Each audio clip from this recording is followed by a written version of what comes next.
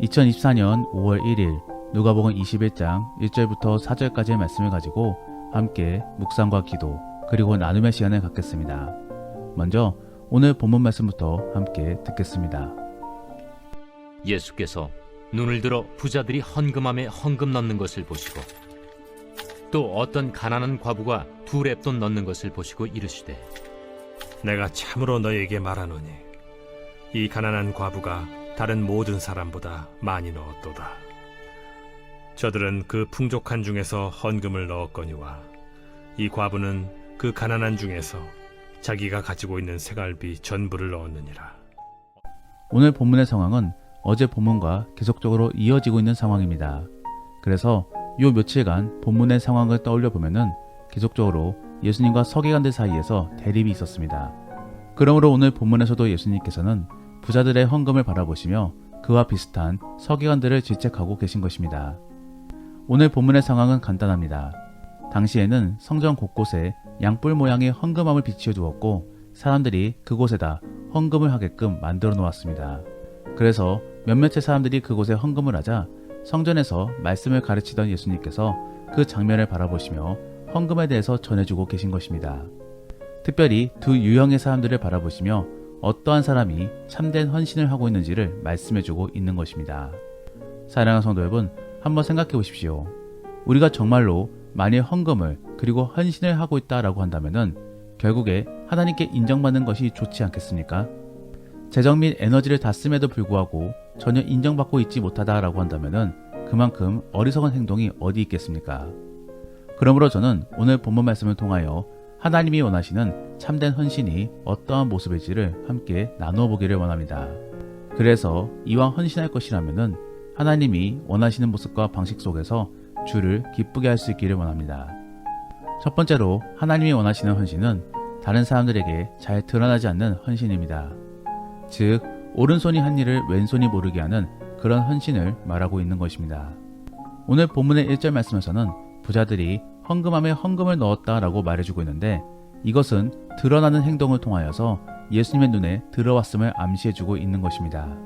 옛날에는 돈이 금속으로 만들어졌기 때문에 헌금을 하게 되면은 자연스레 소리가 날 수밖에 없었습니다. 그런데 그러한 상황 속의 부자의 경우는 어떻겠습니까? 돈을 많이 낸 만큼 그만큼 큰 소리가 났을 것입니다. 그리고 그를 통하여 자신의 부를 과시했을 것입니다. 여기에 대해 예수님께서는 결국 헌신은 온전히 하나님만을 위한 것이어야지 자신을 드러내서는 안 된다라고 말씀해주고 계신 것입니다. 사실 모든 사람들은 다 욕망이 있습니다. 그래서 의식주에 대한 문제가 해결되어지고 나면은 그 다음에는 자신을 뽐내고 싶어하게 되는 것입니다. 그리고 그에 대한 결과로 결국에 명예를 추구하게 되거나 혹은 과시하게 되는 것입니다. 저도 교회 속의 행사들의 경우를 보게 되면은 종종 이러한 경우들을 보게 됩니다. 그래서 하나님을 위한다라고 하든지 아니면 주변 이웃을 행한다라고 하면서 결국에는 교회 홍보 수단으로 삼는 것이지요. 물론 교회를 알리는 것은 대단히 중요합니다. 그를 통하여 언제든지 어려운 사람들이 교회를 찾아올 수 있게끔 방법을 마련해 두어야 되는 것입니다. 하지만 그러한 부분들이 변질되게 되면은 교회 및 담임 목사 혹은 성도들을 알리기 위하여 홍보하는 경우들이 있습니다. 결국 하나님은 가려지게 되는 것입니다. 우리는 분명 전도하기 위해라는 이유로 그런 행사 및 홍보들을 기획합니다. 하지만 곰곰이 잘 생각해보면은 무엇 때문에 우리는 그런 행사를 진행하고 있는 것입니까? 정말로 하나님을 알리기 위한 그런 목적이라고 한다면은 섬기는 대상에게만 충분히 하나님을 알리면 되는 것입니다. 그 이외의 사람들에게까지 알리는 것은 과한 것이며 또 다른 목적이 있을 수도 있는 것입니다. 만일 그렇게 된다라고 한다면은 결국 파리가 꼬이게 됩니다. 그래서 하나님을 위하는 사람들보다 정치나 명예를 위한 사람들이 교회로 모이게 될 것이며 또 만일 정말로 그렇게 된다면은 교회는 더 이상 거룩한 교회가 아닌 영향력 있는 무리가 될 수밖에 없는 것입니다. 우리는 그렇게 되기 전에 우리 교회가 정말로 바른 방향으로 나아가고 있는지를 생각해 볼 수 있기를 원합니다. 그래서 정말로 하나님만을 높이기 원하고 또 우리 자신은 감추어지기를 위해 노력할 수 있는 그런 복된 교회가 될 수 있기를 원합니다. 두 번째로 하나님이 원하시는 헌신은 건강한 신앙 속에 감당하기를 원하는 그런 헌신인 것입니다. 즉 건강한 자아 및 자존감 속에서 주 앞에 나아오기를 원하는 것이지요. 오늘 본문의 2절 말씀에서는 가난한 과부에 대하여 언급되어지고 있습니다. 그리고 그녀는 담담히 자신의 모든 것을 하나님께 드리고 있습니다. 즉, 옆에 있는 부자는 소란스럽게 헌금을 드리고 있는데 가난한 과부는 소신 있게 자신의 모든 것을 드리고 있는 것입니다.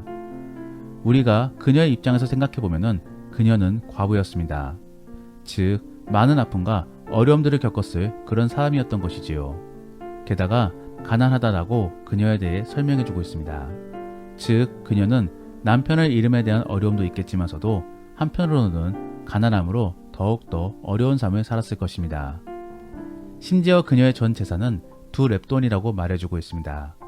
마가복음에서는 이 2렙돈이 1고드란트라고 말해주고 있으며 이 1고드란트는 64분의 1 데나리온을 의미합니다. 결국 1 데나리온이 하루 일당이니까 64분의 1 데나리온은 10분 정도의 일한 분량밖에 되지 않는 것입니다. 정말로 그것이 전 재산이다 라고 말한다면 어쩌면 그녀는 거지였거나 혹은 내일을 모르는 그런 절체절명의 상황에 처해 있었던 그런 사람일지도 모르는 것입니다. 그럼에도 그녀는 담담히 주 앞에 나와 헌금을 올리고 있습니다. 이것은 앞서 언급한 부자와는 또 다른 의미의 차이가 있는 그런 모습인 것입니다. 부자의 경우는 소란스럽게 헌금을 내므로써 자신을 드러내 눈살을 찌푸리게 만드는 것이지만서도 과부의 경우는 오히려 헌금 소리를 내므로써 당당히 자신을 나타내 보여주고 있는 것입니다. 이만큼 헌금을 내며 있어 티를 내고 안 내고는 중요하지 않습니다. 분명 티를 낼 수도 있습니다. 하지만 그만큼 주어진 상황 속에서 처해져 있는 마음이 중요한 것이지요. 우리는 우리만을 나타내지 않는 선에서 한편으로는 하나님을 나타내기 위해 우리를 드러낼 수도 있어야 하는 것입니다. 그러므로 저는 헌금을 할 때 자기를 드러내라 혹은 드러내지 말라라고 말하기는 어렵습니다. 그 판단은 모두 각자의 몫인 것이지요. 다만 우리는 그 주님에 대한 신앙 속에서 그것을 밑바탕으로 삼아 행동해야 될 것입니다. 그러므로 자기만을 나타내고자 할 때에는 그러한 과시욕을 잠재워야 되는 것이며 한편으로는 하나님께 받은 은혜가 있어 그 주님을 나타내고자 한다면 부끄러워하지 말고 과감히 드러낼 수 있어야 되는 것입니다. 그렇기 때문에 저는 간증에 있어서 하나님만을 나타내기 위한 간증은 필요하겠지만서도 하나님을 빙자한 자신을 드러내기 위한 간증은 멈춰져야 된다라고 생각합니다. 그러면 그러한 판단에 있어 기준은 무엇이 되어야 되는 것인가? 아마도 처해진 상황일 것입니다. 그래서 내가 시험과 고통의 상황을 극복하고 있는지를 한번 떠올려 보시기를 바랍니다. 그리고 그러한 과정을 거치고 있다라고 한다면 조심스럽게 주변 사람들에게 들려줌으로써 다른 사람들에게도 도전과 격려를 들려주시기를 바랍니다.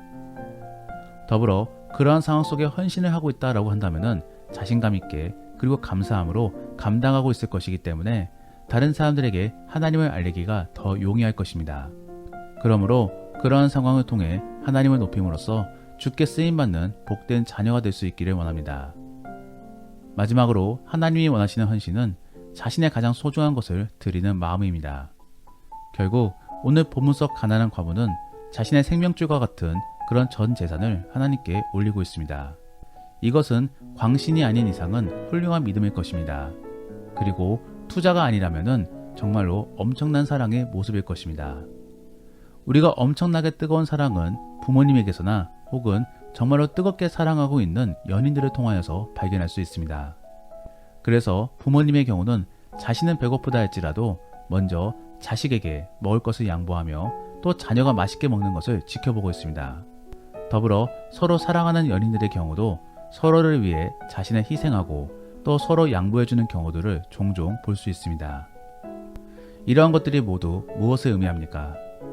사랑하게 되면은 단순히 투자나 또 어떠한 목적 속에서 양보하는 것이 아니라 그냥 상대방을 위하는 마음속에 희생할 수 있다라는 것입니다. 우리 안에 필요한 믿음의 모습도 바로 이러한 모습이어야 되는 것입니다. 그런데 오늘날의 많은 기독교인들은 어떠한 마음을 가지고 있습니까? 자기를 위한 투자 형식으로 그리고 마중물의 의미로 하나님께 헌신하고 있습니다. 그러한 모습은 결국 우리나라의 토속신앙과 별반 차이가 없습니다. 하나님에 대한 사랑보다도 전적으로 나를 위한 모습인 것이지요. 물론 처음에 믿음을 가졌을 때에는 그렇게 행할 수도 있습니다. 아직 은혜에 대해 배가 고프고 또 자기밖에 모르는 그런 철부지의 모습일 수도 있으니까요. 하지만 시간이 지나면은 결국에 성장해야 됩니다. 그래서 그 하나님을 사랑해야 되는 것이고 또 그러한 사랑 속에 하나님을 위해 살아야 되는 것입니다. 그저 새끼새처럼 계속적으로 어미에게 밥만 달라고는 할 수 없는 것이지요. 오늘 본문 속의 가난한 과부는 하나님을 사랑함으로 자신의 전 재산을 드립니다. 결국 자기 생명을 하나님께 맡기는 것입니다. 이러한 부분들 속에 예수님은 그 여인을 칭찬합니다. 물론 앞으로 그녀에게 어떠한 일들이 일어날지는 말하고 있지 않습니다.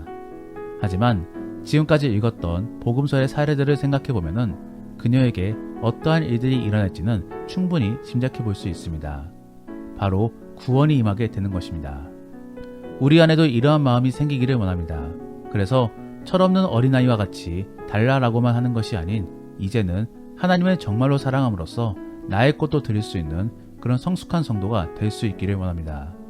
그래서 자기를 위한 목적보다도 하나님을 위한 헌신으로서 더욱더 주님께 이쁨 받을 수 있는 복된 그리스도인들이 될 수 있기를 원합니다.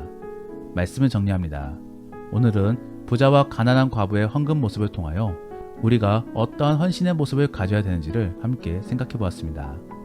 첫 번째로는 자기를 과시하고자 하는 그런 욕망을 버려야 합니다. 그래서 온전히 주만을 높여야 되는 것이며, 두 번째로는 부정적인 모습 안에서 헌신하기보다는 주를 믿음으로 그리고 그로 인한 건강한 자아 속에서 주께 헌신할 수 있어야 되는 것입니다. 그리고 마지막으로는 하나님을 사랑함으로 헌신할 수 있어야 되는 것입니다. 그저 자기의 목적을 위하여 투자 형식으로 헌신하는 것이 아닌 연인의 마음으로 하나님을 사랑함으로 헌신할 수 있어야 될 것입니다. 정말로 그러한 모습 속에 예수님의 신부로서 구원을 받고 누릴 수 있는 그런 복된 그리스도인이 될 수 있기를 원합니다. 기도하겠습니다. 우리가 오늘 말씀을 생각하시며 함께 기도하기 원하는 것은, 주여, 우리가 정말로 주를 사랑할 수 있게 하여 주옵소서. 그래서 먼저는 성숙해지게 도와주시고 또 주님을 온전히 만남으로 이제는 주를 위해 살아갈 수 있는 우리가 될 수 있게 하여 주옵소서. 그리고 우리가 받은 은혜에 따라 헌신하기를 원합니다. 먼저 우리를 변화시켜 주옵시고 그렇게 성장한 모습 속에 주를 높일 수 있는 우리가 될 수 있게 도와달라고 함께 기도하겠습니다. 더불어 오늘 본문 말씀을 가지고 믿음의 나눔이나 혹은 가정예배를 드린다라고 하신다면은 나에게 가장 소중한 것이 무엇이 있는지를 생각해 보시며 그것을 하나님께 내어드릴 수 있는지를 함께 나눠보겠습니다. 그리고 믿음을 통하여 변화된 모습이 있다면은 무엇이 있을지를 나누어 보시며 하나님께 받은 은혜에 대하여 생각해보는 시간을 가져보기를 원합니다. 그러면 이제 주님과 함께 깊은 대화의 시간을 갖겠습니다. 오늘 하루도 주 안에서 승리하시기를 바랍니다.